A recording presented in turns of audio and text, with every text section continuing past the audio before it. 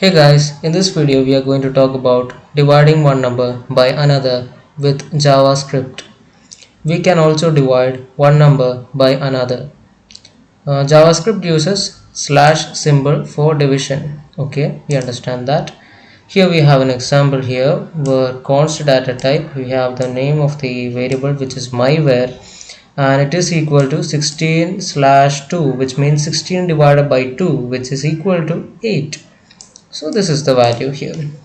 So it's nothing, it's very simple. We just need to use the slash symbol for division.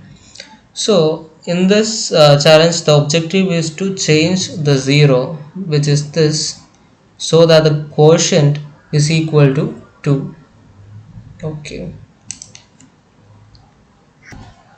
so we will change this 0 to 33, which will be 66 divided by 33, which is equal to 2. Okay, now let us run the test. Yes, we have finished it.